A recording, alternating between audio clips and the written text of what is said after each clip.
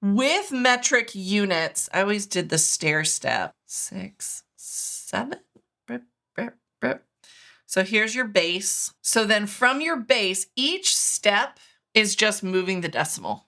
Okay, so you're moving the decimal left and right. Hi, I'm Sarah. I'm a STEM teacher for 20 years, and I'm here to make math and science engaging and not so scary for everyone involved. If you like what we're doing, please check out our Patreon page. You can find ways to do tutoring, special live streams, one-on-one special events. Okay. Ask a question in the comments. Click the link and do the stuff. So I've got my base. So when I'm going down this way, what's nice about this, about thinking about this as a stair step, is that these are going to be the smaller units down here, and these are going to be the larger units up here. So when you move left or right, that is the direction you move the decimal. So we've got base, and then down here is milli, and then we have centi, and then we have deci.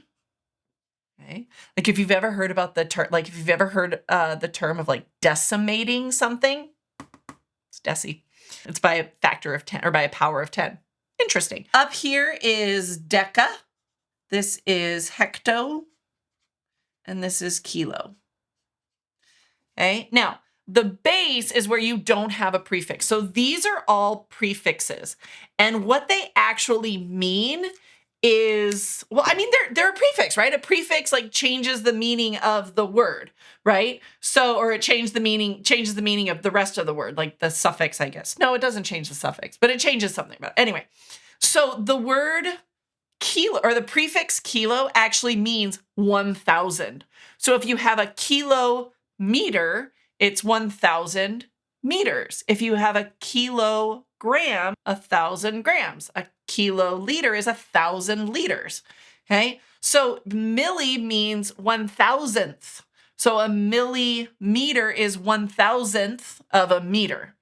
A milliliter is 1,000th of a liter. So there are 1,000 millimeters in a meter.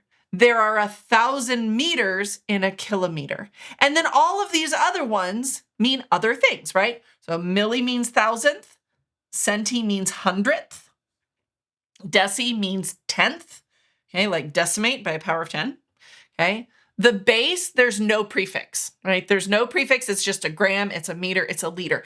And what this is it's just this standard unit of measurement, right? So you've got this thing, this meter, this meter, this gram, this liter, right? And they're all actual like things. Like there are original like balls that weigh exactly 1 gram.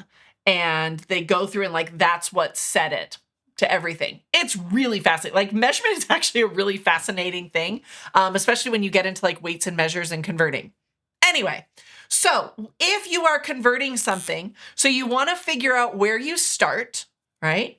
And then you take steps to where you're ending, and the number of steps you take and the direction is how the decimal moves. So if I have 4.53 grams, and I want to know how many centigrams that is, right? So I'm going from grams to centigrams.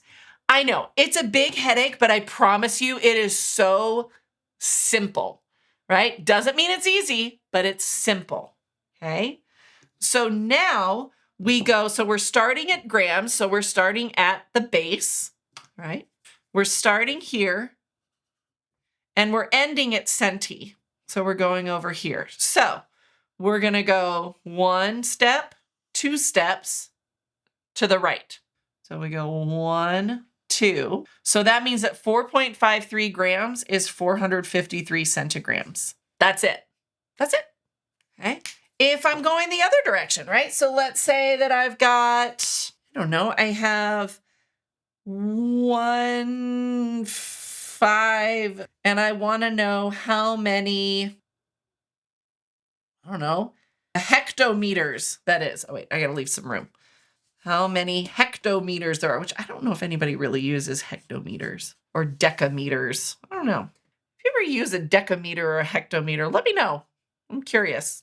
Okay, of course, it's probably because like in the United States, we don't use this system, even though the system makes way more sense than like, oh yeah, 12 inches in a foot, 36 inches in a yard, and 5,280 feet. Buh. So science, yes, we use this all the time, right? Science, because again, it makes sense. It's just moving the decimal. It's just all powers of 10, right? It's a base of 10. It makes it much easier. Okay, so we're going from milli to hecto. So this is a big one, right? So we're going to go 1, 2, 3, 4, 5 to the left. So here, I'm going to start there and I'm going to go to the left. So I'm going to go 1, 2, 3, 4, 5. So my decimal is there and I need to fill in with a 0. So this is actually 0.01593. You would probably round this off because there's such a thing called sig figs. And if you haven't gotten into that, count yourself lucky. Ugh, sig figs are, ugh. I don't like them. Yeah, the hardest part of this is memorizing this sequence, but if you write it enough times, you can do it. And there are some, oh my gosh, what is it called? Mnemonic. Oh my God. There are some mnemonics that you can learn that will help you with this order of these things. And beyond milli, like there are other ones like micro, nano, like they do get smaller and smaller. And then kilo. So King Henry doesn't usually drink chocolate milk. That's mathed up.